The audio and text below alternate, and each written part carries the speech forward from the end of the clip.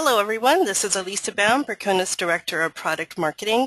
We'll begin in just a moment, but first I'd like to take just a second of your time to do a bit of housekeeping. Could you please raise your hand using the hand icon in the GoToWebinar control panel to let me know if you can hear me? Okay, great. Thank you. Next, you'll be on mute during this webinar, but should you have any questions at all during the discussion, go ahead and enter them in the questions field within the control panel. If you could also reference the slide that your question comes from, that would be very helpful. At the end of the webinar, we will take time to answer as many questions as possible, and those that aren't addressed will be answered in a follow-up blog post on Percona's MySQL performance blog. In addition, I'll make sure that everybody here gets a copy of the recording as well as the slides within the next 48 hours. If you have to drop off early, same thing, you will get a copy of the recording and the slides. With that, I'd like to thank you for attending today's webinar being presented by Senior Remote DBA Andrew Moore. And it's Tips from the Trenches, a guide to preventing downtime for the Over Extended DBA. And Matt Griffin, who is Percona's Director of Product Management, will be joining us for the questions and answer section of the webinar. With that said, I'll turn the floor over to Andrew. Go ahead, Andrew. Thanks, Alyssa. Well, hello everybody, thanks for dropping by. As Alyssa said, I'm Andrew Moore, a member of the awesome Percona Managed Services team. I've been with the team for about a year now. As you can tell by my accent, I'm in England. I live in the southwest of England with my young family. Outside of MySQL, I'm currently digging around in some of the Docker material and having a play with the ELK stack. I've been regularly attending and speaking at Percona Live conferences for the last few years, and there is another one scheduled for April 2015, so I hope to see you there. The call for papers is now closed, but the early registration discounts are open if you are interested. So a few details about the Percona Managed Services team.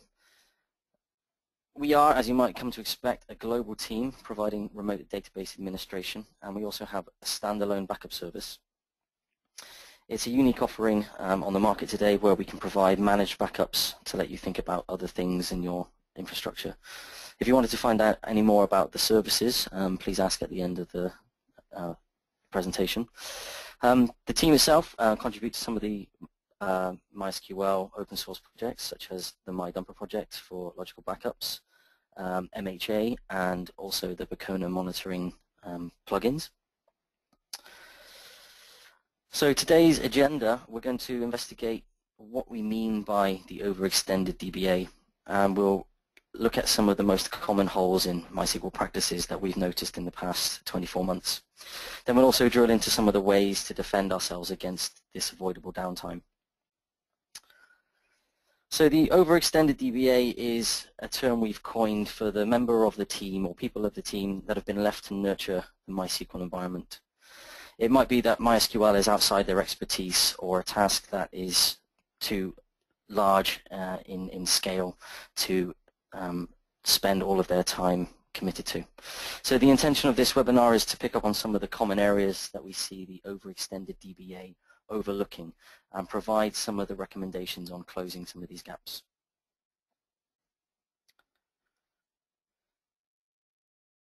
So the overextended DBA can be from many walks of life, but generally we see them as somebody in a role with a split focus or a distinct lack of time to support and maintain their MySQL environment.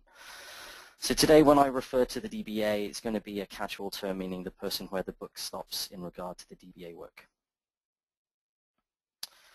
So in general we see members of the team. We've worked with CTOs and CEOs that are still coding and still maintaining their infrastructure. A lot of the time we work with software developers or system administrators that have been handed the environment to maintain. And of course there are DBAs from other disciplines such as SQL Server or Oracle. I guess the thought behind that is, you know, if they maintain a database environment already, then how different is it? And we'll have a look at some of the nuances of MySQL in comparison a little later on. And also not to forget the MySQL DBA that has already a full schedule, so they may be in charge of a large installation where time doesn't permit them to reach all corners. So there's some obvious symptoms that the DBA is being spread too far and wide.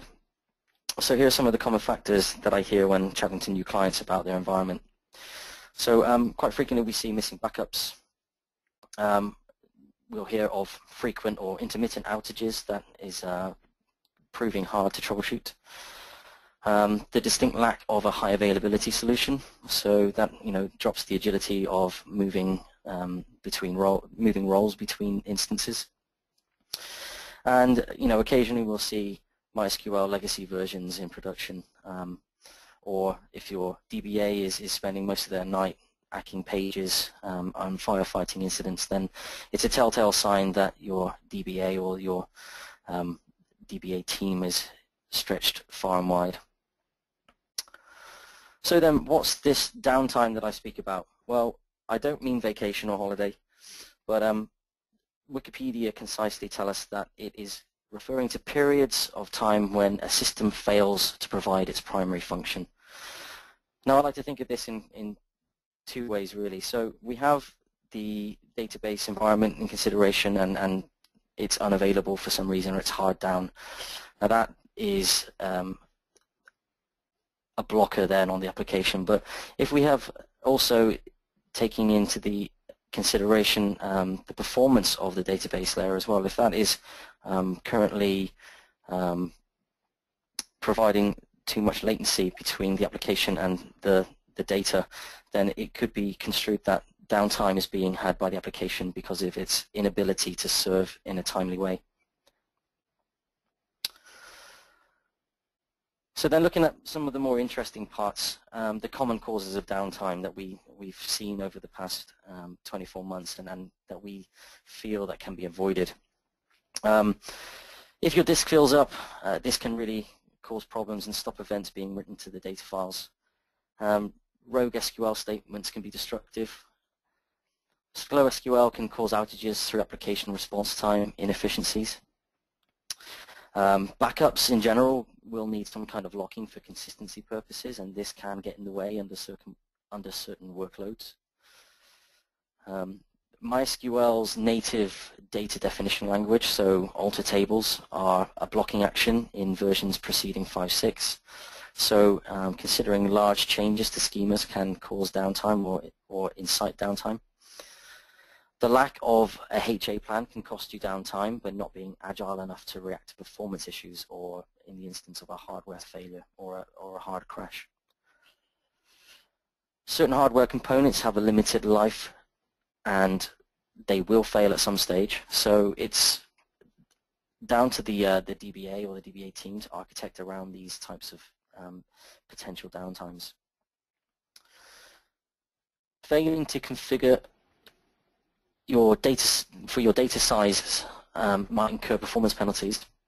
So spending more time doing I/O than serving the data can cause that inefficiency between database and application. And also data inconsistencies can cost you at scale if your read replicas are serving the wrong data and they need to be taken offline to be rebuilt or to be resynced. So let's kick off with my disk is full. So what happens here is you reach the point where no more data is being written to data files. No more data is being written to binary logs, or the temp there fills up. So we have had instances with clients where on RDS instances the temp there fills up because of large on-disk temporary structures. And with RDS we have some limitations where the temp directory can't be moved away from the volume where the data resides. So this resulted in intermittent or unpredictable failovers for the RDS instances, which caused around 5 minutes of downtime each time this occurred. So in reaction to this, we were really only able to look at the queries themselves to tune the SQL to reduce the footprint of these temporary structures on disk, and we were able to restore some stability in this particular instance. But I mean, this goes to show that there are some caveats with RDS on the Amazon Web Services platform. So how to avoid these types of issues? Well, monitoring is really one of the top priorities. In the professional services team, we look at the Percona monitoring plugins to monitor the volumes that our data and logs reside on. So we get alerts when things start getting tight. My advice really is to be proactive rather than reactive. So if you're storing data that nobody touches over a long period of time, archive it off to another instance, back it up and purge it. Use your capacity planning figures and get an idea of where you're likely to be in 6 to 12 months, and add that or storage early. So it's not an emergency. It's not something that you're being pressed for further down the line. Also, compression is something that can be used. Data can be compressed at various points in its journey. Most modern languages will have a library to compress and decompress, so you can do this in your application code. So this again results in a smaller footprint on disk. You can use the native MySQL compress function in your SQL statements. Again, both of these options will require some attention in the code. InnoDB and TokuDB both offer compressed pages, so it's possible to do this natively now in the storage engine. TokuDB itself boasts a huge space saving, and we actually see this in the data that we collect in some of our in-house systems. It's worth mentioning the MySQL archive engine here as well, but whilst it's another option, it's largely something that you'd be advised to avoid, unless it's your last resort, really. Then considering some of the log structures that we record on a MySQL server. So we have the audit log, the slow log, the binary log.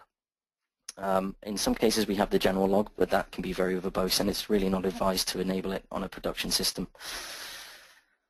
So outside of the binary log, the slow log and the general logs, if they are turned on, they can be rotated and managed with Linux's native log rotate scripts. We have some examples on the Percona.com blog of how you can manage these. The audit log is something that is also natively maintained by MySQL. You can set some parameters within that so that it rolls itself and manages its own data footprint. But the binary logs are something that we've also tooled around in the Percona managed services team. So we will look at deploying a cron job that will consider the slave positioning before it will take that file, run it through gzip, and then archive off or purge off older logs based on the age of the files.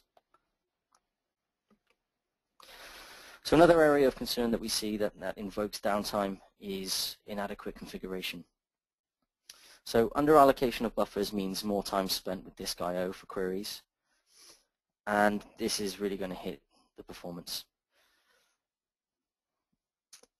Over allocation can result in MySQL being terminated by Linux out of memory killer, and this is something that we want to avoid at all costs. So we need to avoid generalist scripts such as mytuner.pl. There's not much we can take away from these tools, and they can give you inaccurate advice. So recently we've had a client come to us with concerns that they have a high load over the weekends. Their core trading hours are weekends, and the story that they recited to us was the fact that their engineers were logging in on the weekends and restarting the MySQL instance. And this is really to circumvent some of the problems they were having. So after some review of the configuration and some recommendations that we made, we managed to restore stability on this particular client, and we were able to avoid having them restart their MySQL instance. So Percona offer a simple way to start off on the right foot with your my.cnf.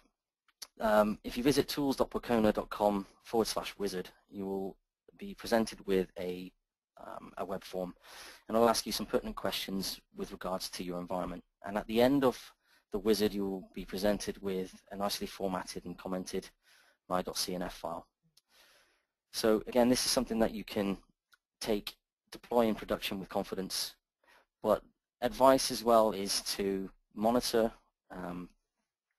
your workload with something like cacti, with something like Zabbix or Ganglia, and then revisit the configuration. Tuning the MySQL is, there's no real statically correct answer. There's a very wrong answer by trusting the out-of-the-box defaults. But some of the specific variables that have the most impact are buffer size or buffer pool size, the variables that control the flushing and log file sizes as well. So with the right ballpark config, you can get off to a good start, but again, the onus is on you to revisit your configuration after having a look at the performance metrics. So some more tips to avoid over-allocation and under-allocation and what's known as the great confusion of the configuration world when variables are changed at runtime and not documented or not persisted in the my.cnf file. So it's good practice to understand that you should document and understand what it is you're changing. So advice on changing variables at runtime and not adding them to the my.cnf is do not do it. Make sure that you're recording why you're changing it and what you're changing it. Use a Git or SVN to add commit messages or at least add a comment in the file on the server itself. At least if you're using something like Git and SVN, you also have a backup then if you need to restore if it gets lost. So the next thing we'll look at is rogue SQL statements.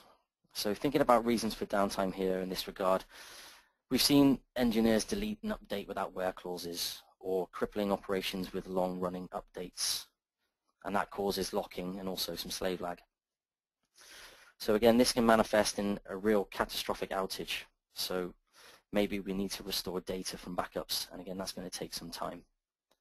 Also, if you do a logical update or delete, then it's likely going to be replicated in real time. So you can't even fail over to a candidate master or a warm slave. So avoiding these mistakes is multiply. It's not a single solution. So avoiding giving access to everything to everybody. So grant only the access to the data that users and applications need. There's a setting in MySQL called SQL safe updates, which denies users deletes or updates without where clauses, and this again prevents clobbering tables. Statements such as replace and truncate, they may be obvious, but they might have a negative impact on your workload. So understanding behind the scenes what a replace or a truncate is going to do is imperative if you're going to use these types of statements.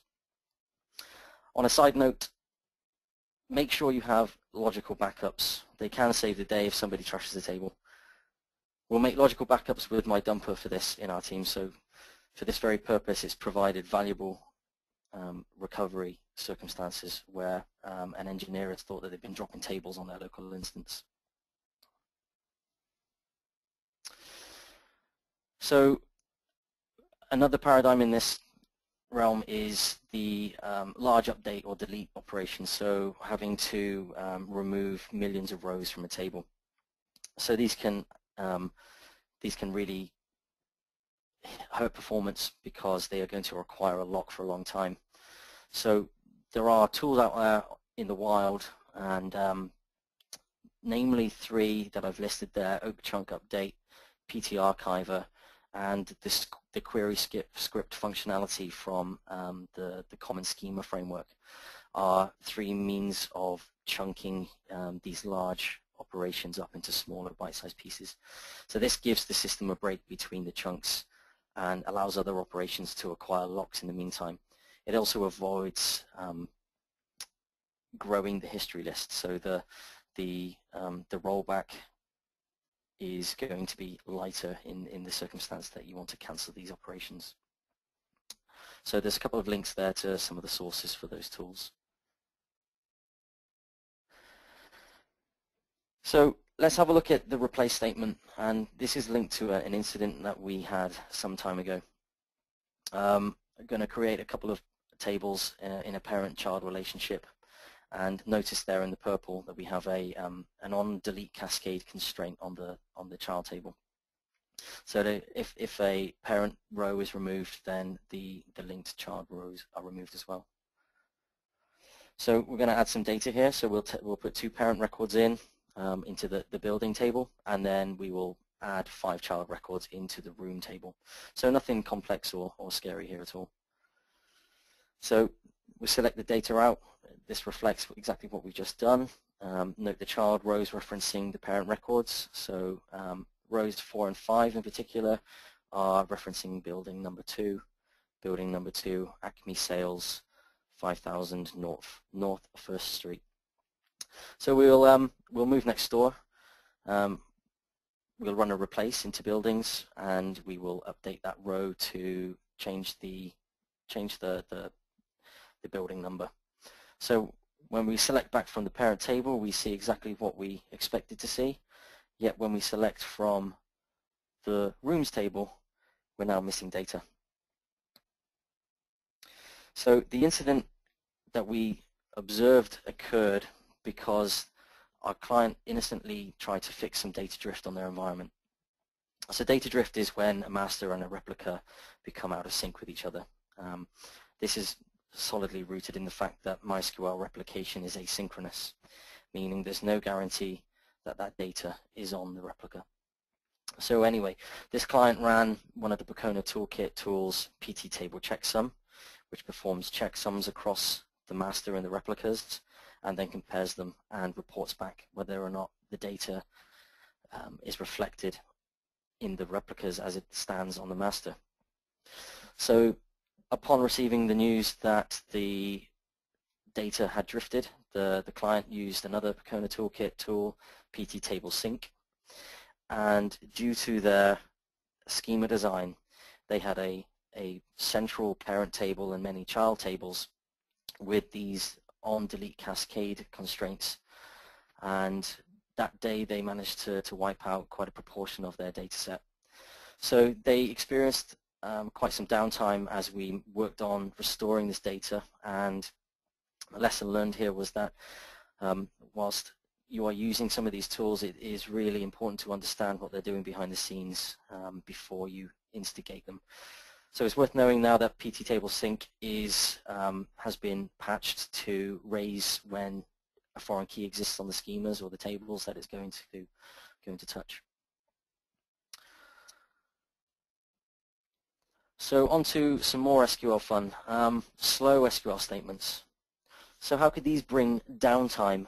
Well, I guess when we reflect again on the performance of the machine, if we have an inadequate response time, then potentially our application isn't going to be able to serve the users or their roles that they've been assigned to.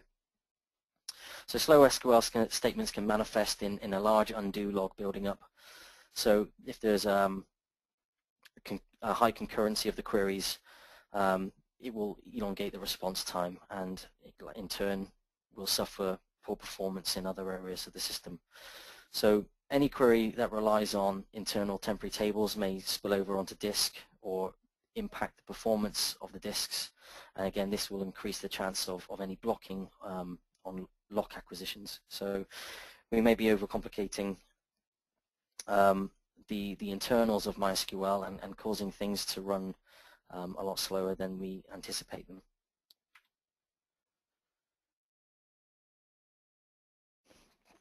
So what do we do to avoid slow SQL statements? Well, I guess we're only as good as the SQL that's deployed on our system, but it's up to us to review this and feedback to our developers. So if we look at MySQL, we can enable a feature called the MySQL slow log, and this is going to write logs of slow queries that meet a certain threshold. And using some tooling, we can actually process and analyze these logs and produce some feedback for our developers or actions for ourselves to add indexes or remove duplicate indexes. So with the output of PT Query Digest, we can progress to run explain across these queries, and then we can work with our developers to deploy these queries in the code base, or we can look at using maintenance windows to deploy the indexes onto the schema itself. When we get a notification of performance issues, it may be that there's more threads running than usual.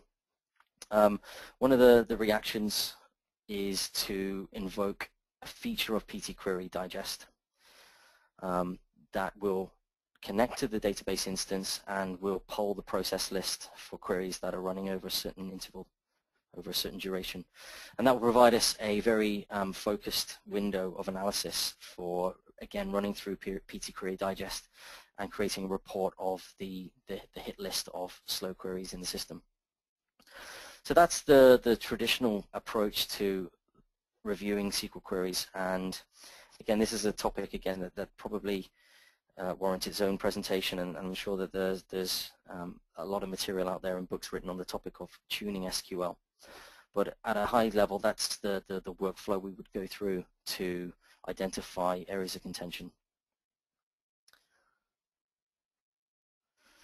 So again, we have some more tooling from Percona, and in this instance, it comes in the form of Percona Cloud Tools. So this is a very new service from Percona, and it deploys an agent to your MySQL instance and permits you to view on a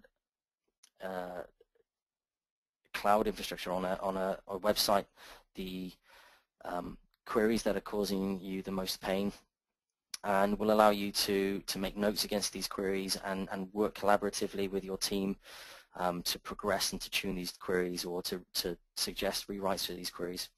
So if you're interested again in this service, take a stroll over to cloud.percona.com and sign up for the service, which is currently in a free beta stage.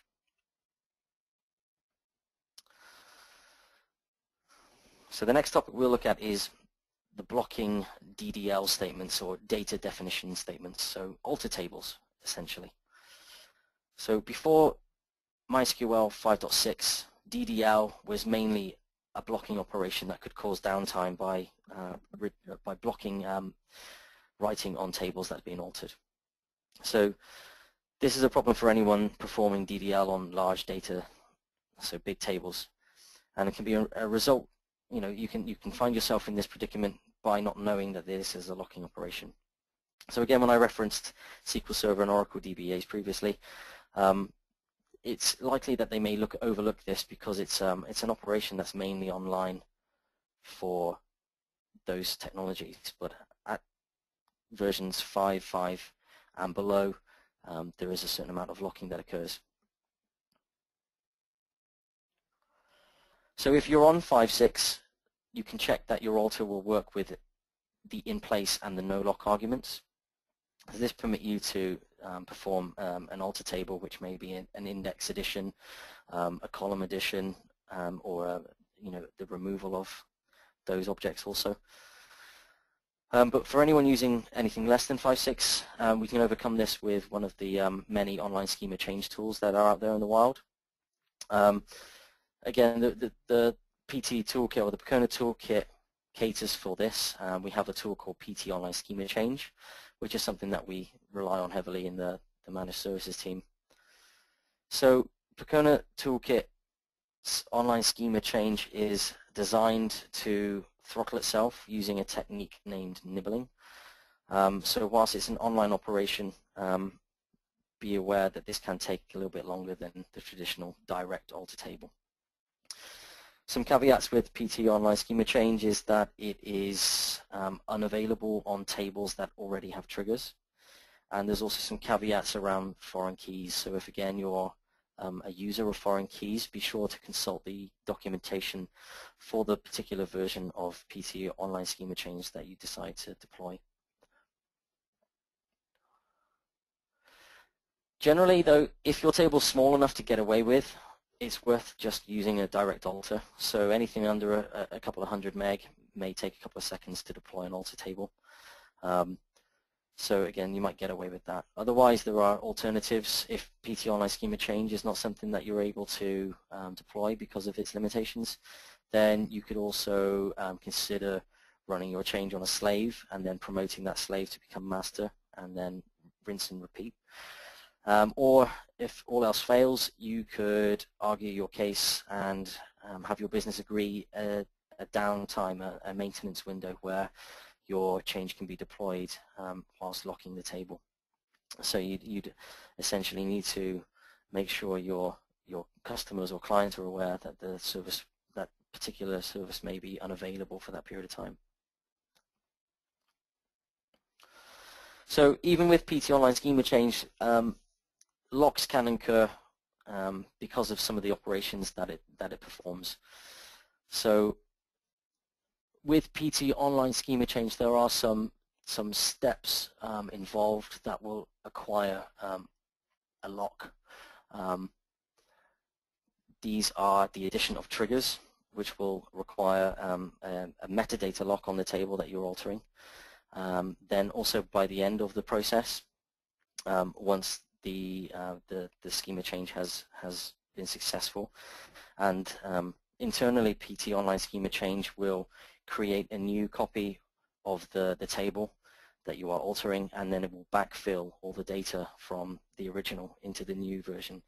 The triggers will be put in place to catch any new DML statements, so data manipulation statements, that occur during the change, so that you will have a consistent copy of your table, inclusive of changes.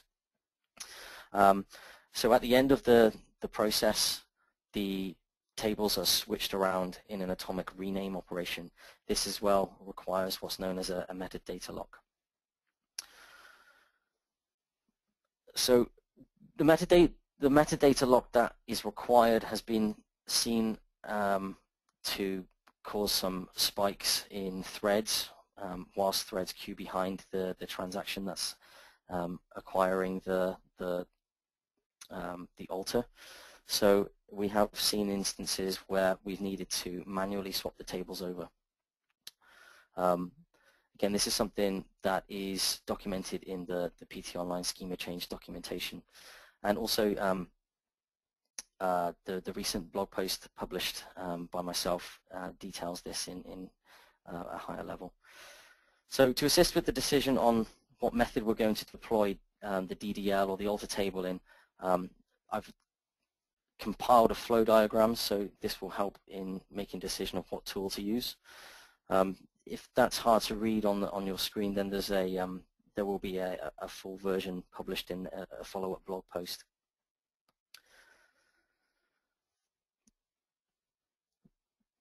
So on to high availability. High availability solutions provide us with business continuity plans. So it can be the step between having to rebuild your server from backups. So not having a reliable HA solution in place can actually elongate downtime because you might have to retrieve data from backups and restore them. So in our opinion, it's better to have a warm standby ready for such an incident. So it could be a replica that is used for reads, or something that can maintain and assume that workload of your primary master. It's recommended that you perform failover tests so you're battle ready.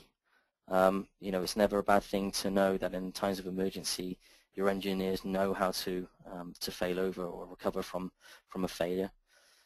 And there are so many options in this space that it's really another topic for another conversation. But you know, have a look at the market. There are many tools out there: MHA, Percona Replication Manager, Heartbeat and Pacemaker, DRBD, MMM, and again we have a relatively new product in the market with Percona XDB Cluster, which is based on Galera replication technology. So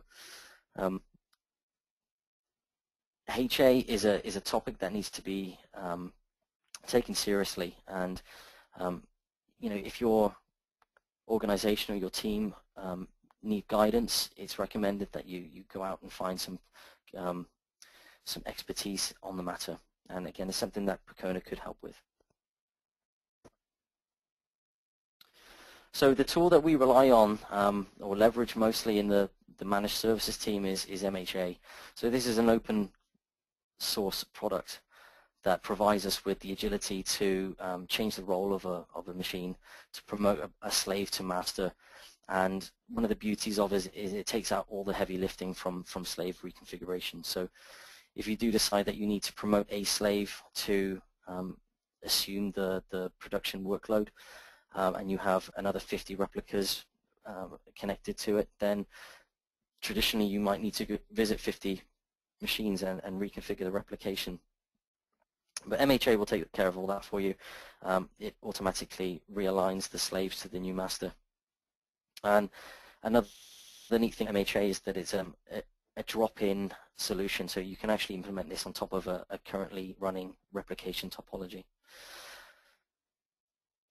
So I've linked to the MHA project where you can download the code and have a look at some of the documentation, and again understand the implementation itself, know its limitations and how it can work for you.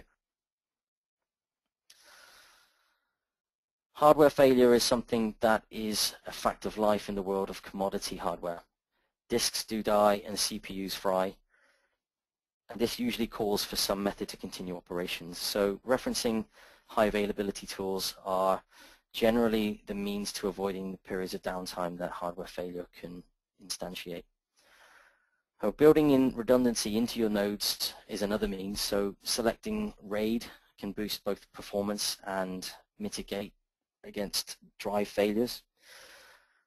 We recently had a customer who is using a SAN, which is for many a commonplace, but I guess albeit it is a single point of failure. But in this particular incident, the SAN took out the client's master, the client's replicas, and all the backups. So thankfully our procedure for backups is to maintain an offsite copy. We also mirror the binary logs into a cloud provider, so that enabled us to recover right up to the time of the incident. Considering a cloud provider itself is something that may be favorable for you because it can abstract the hardware maintenance and costs away from you. So it can come as a blessing and reduce that total cost of ownership. And it's not uncommon to see cloud solutions in production these days at all. So the next area we'll touch on and we'll discuss is the software bugs.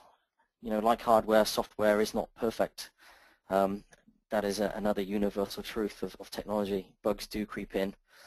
And to illustrate, we have had a couple of run-ins with bugs lately. We have had a client suffer crashes because of an internal structure in InnoDB called the InnoDB Adaptive Hash Index, and under their particular workload it caused a crash.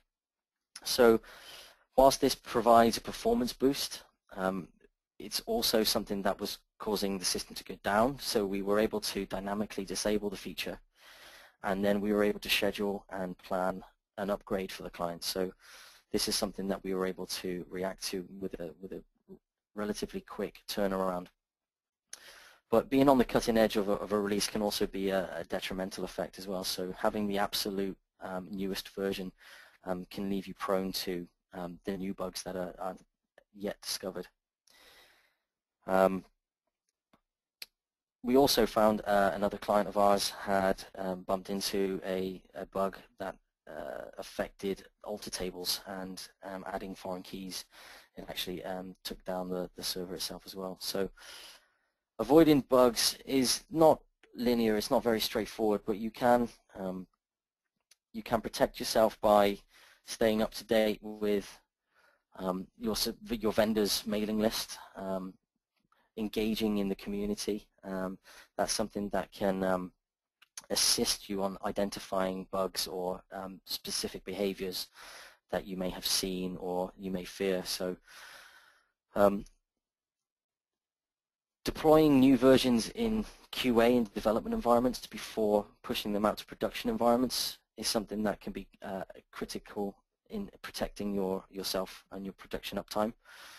And also, it may be a a task that you revere, but observing the release notes, having a look through the bulleted points that MySQL and Percona and MariaDB provide once they have released a new version will give you a visibility on the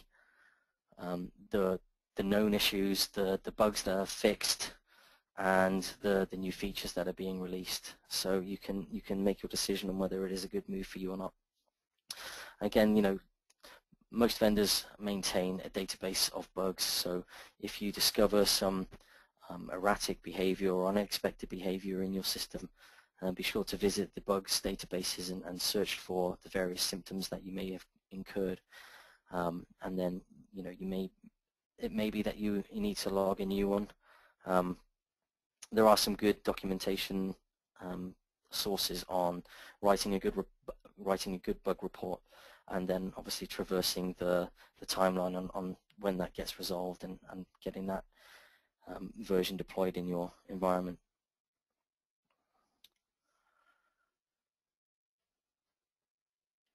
So that really brings me to the end of the presentation in terms of the areas where we've identified downtime that could be avoided, and I'd be happy to answer any questions that anyone has.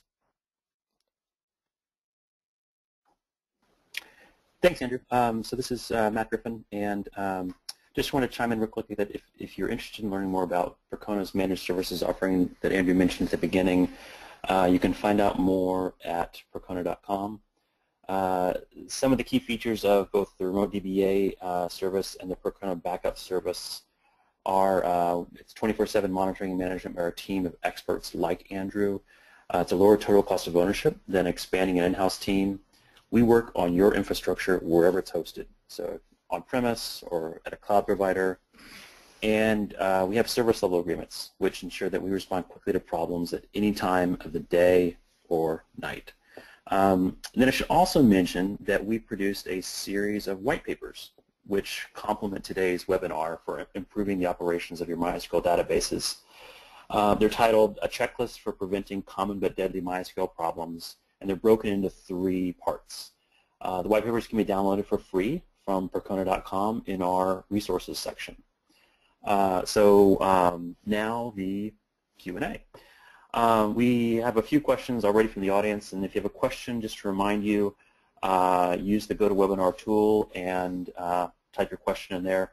All the questions that we can't get to today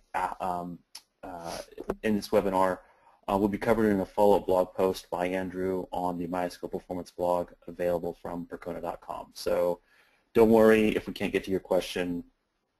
It'll be posted on a follow-up blog post. With that, let's dig into the questions. So first was a question about Percona Cloud Tools and wondering if there was an API access to Cloud Tools for an application integration.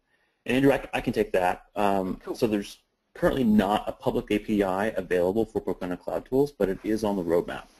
We are interested in hearing more about your use case, so please sign up for the service and try it out. And then after you sign up, after you sign in, all the pages include a link to give us feedback and share your thoughts. So any ideas that you have about improving the service or what you want to do with a public API, please tell us, and we will plan accordingly. Do you have anything to add there, Andrew? No, I think that's concisely the coverage on the front of an API. Excellent. Cool.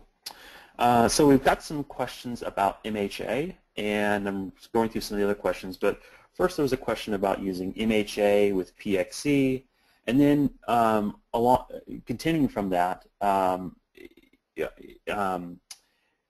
do you recommend MHA's automatic failover capabilities and configuring for automatic failover? So Andrew, what are your thoughts there? So feed on the automatic failover question first. MHA can make an automatic failover. In my eyes, automatic failovers are a thing of danger. I like to be at the helm of my failovers, and being that we are in a team of engineers that are always on. I guess this kind of promotes the usage of the managed or the manual failover. But the author of the tool, Yoshinori Masanobu, who built this for his own use case at a previous company he worked for, he believed very strongly in its automated failover, but I believe he watched it closely. So we want to avoid things like split brain or failed failovers, and when you have an automatic failover, you do leave yourself open to some of these scenarios. Now, with regards to PXC with MHA, it's actually a question that I believe the answer is no, but it's a use case I've not heard of before. Generally, the stack we do see with PXC is Percona ExtraDB cluster and HA proxy on the application nodes. So that would give you that redirection of traffic through understanding what nodes were up and what nodes were down at the database layer.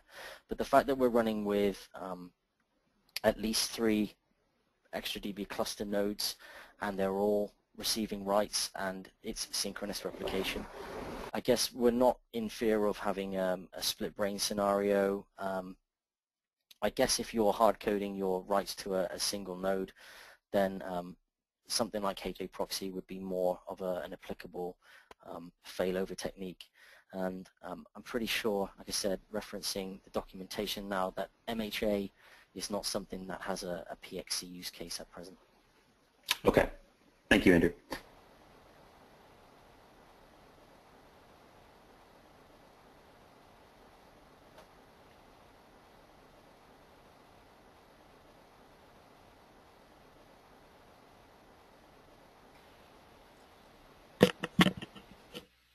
Matt, have we lost sound? Perhaps Matt has Matt, did you go on mute? All right, well, I can take over from the questions then. Go ahead. Yep. Okay, so can MHA make automatic failover? If MHA has automatic failover, what do you recommend? Okay, Elisa. Yeah, that's one we just hit. So maybe we'll jump to the next one. Oh, sorry about that. Okay, great. If that's okay. Since you mentioned tinkering with ELK, I was wondering if you had any tips on good Kibana dashboards to build to monitor MySQL databases and clusters. Yeah, I mean, that's a question that interests me greatly. I have been working with the ELK stack in more of a allegiance with the Percona audit plugins and the logging that you can pull from MySQL rather than monitoring performance in that regard. But in terms of Kibana itself, whether or not you're aware, but there is due to be a new version of Kibana that is supposedly greatly improved and will be able to do some more of the aggregation and faceting. So my view on this is taking something like the slow log or the audit log and packing that into Elasticsearch to give you a immediately searchable dashboard or visibility to when alter table has been taking place or when users have touched tables with sensitive data on them. So more along the compliance side of things, you know, we have PCI and HIPAA and the SOX compliances. So my direction on that is more with regards to the searchable logs rather than the performance. I think the performance aspect of it, for me at least, being a Percona Cloud Tools user, is covered there.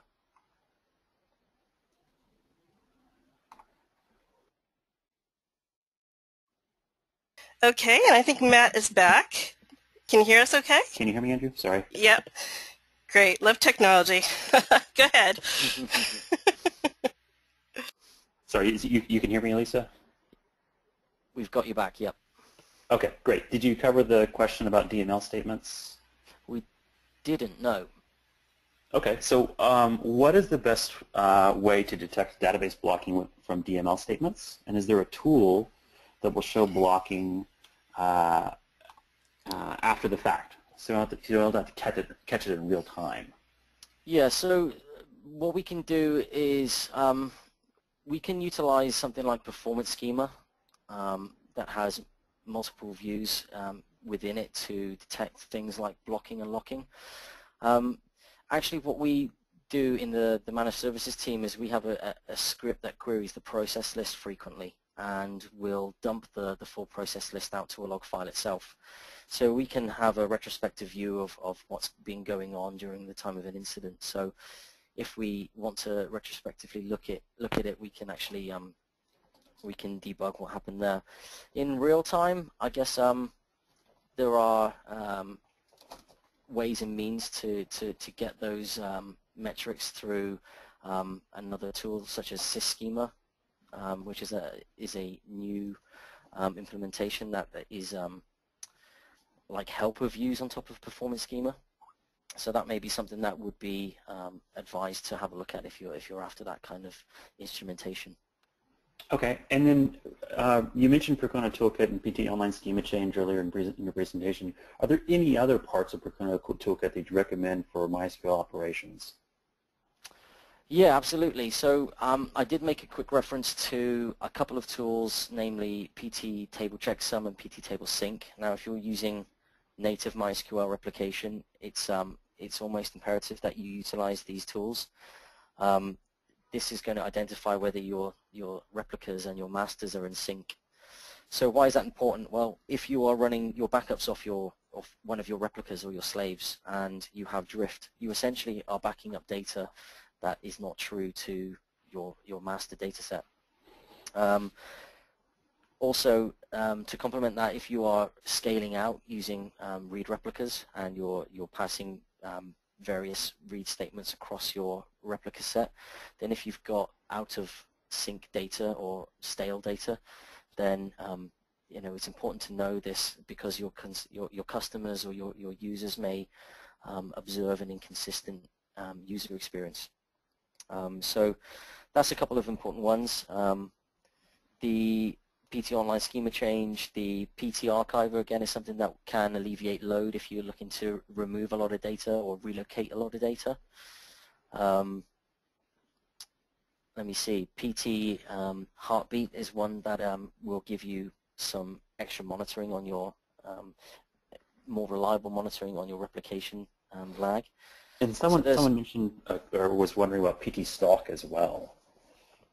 Yes, PT Stalk is actually a very handy piece of hardware or software to have in your tool set. So if we think about incidents that may occur intermittently or unpredictably, it can be quite a pig to track these down. So PT Stalk is a tool that you can set to fire based on a trigger. So it may be that you have an issue on a Wednesday afternoon that your connections spike to nearly max connections, but nobody has any rhyme or reason for it. PT Stalk can react to that connection count, and it can start a tirade of Linux and MySQL tools that will help you find out what it is that's going on in the system. So if we think about our troubleshooting workflow, when we look at memory usage or using top to see what's consuming resources, VMstat, IOstat, SAR, MySQL process list, MySQL status. So it really is quite an articulated tool that will grab a lot of information from all over the operating system, and it will sort it and will allow you to query these files or open these files and review what it was that was occurring in various areas of the system for you to debug this issue. So PT Stalk is definitely worth knowing about. It's pretty complex, and it can add quite a load onto the server. So again, with all of these tools, look at the documentation, make sure you understand what it is it's going to affect. Most of the Percona documentation will show you the risks of invoking these tools. So you can see whether it is read-only, or is it going to touch data, is it going to change anything, if there is any performance overhead. Okay. So great. Just a reminder, everyone, if you have any questions, use the tools in the GoToWebinar application. We still have some time to answer a few more questions. So there was a question about someone who's a AWS RDS user, and their question was about operations, and there is a lot of automation delivered in RDS, but he was wondering if these tips still apply. yeah, I mean, many of the tips will apply when you look at regards to schema changes or troubleshooting slow queries. So fighting the performance problems that could manifest in a thread pileup or a process list saturation. These are things that RDS is not tooled to provide alerts to. But again, like I mentioned in this incident, we had this failover that caused a gross interruption to transactions on this client's environment. So whilst there is a certain subset of RDS automation, then nothing really replaces the ability to manually look at some of these queries, tune them, rewrite them, and the tools that are provided by Percona and the greater ecosystem to make your environment more stable and more performant. And on the recovery side, they do provide some tools, but it's always helpful to understand what exactly you're doing in a recovery process to shorten the amount of time and ensure that you get the most data possible, right? Agreed. Yeah, so I mean, a snapshot will be consistent from time it's instantiated or when it finishes, but again, there'll be a period of activity between snapshots. So utilizing MySQL or RDS 5.6's ability to obtain the binary logs and make sure you're backing them up, then gives you this added point-in-time recovery aspect, so that you can, recover up to a time where, just before the incident occurred. So you mentioned, and there was a few questions about MHA. For high availability, are there any solutions that you recommend staying away from? I guess it really depends on your environment. I like to, again, to say the word agile, to be able to hop between or to change the role of a machine quite swiftly. There are solutions out there such as Heartbeat and DRBD in combination, which will provide you with like an immutable replication. So it's essentially a passive, active-passive scenario. But the problem for me in that scenario is that when a failure is detected and a failover is instigated, Heartbeat needs to start MySQL, and of course then you're starting from cold and you have no warm buffers. So there'll be a period of time where performance still sucks. You still have a few minutes or a certain amount of time where maybe you need to warm those buffers up manually, or just allow your organic traffic to do that for you. Okay. We do have a few more questions, but unfortunately I think we are coming up to the top of the hour. So I'd like to thank everyone for attending this webinar, and thank you to Andrew for presenting on this topic today, and Alisa. And as I mentioned earlier, Andrew will do a write-up following a write-up blog post following this webinar on the MySQL Performance blog at Percona.com with answers to any remaining questions. I'd also like to remind everyone about the white paper that I mentioned earlier. It's a great resource and could potentially serve as a roadmap even for addressing some operational problems that you might be having with your MySQL infrastructure. And then finally, our next webinar is on December 10th, and the topic is a MySQL and OpenStack deep dive. So MySQL is the backend database used by most of the components of OpenStack, and if you're interested in evaluating or running OpenStack, you really should attend this webinar.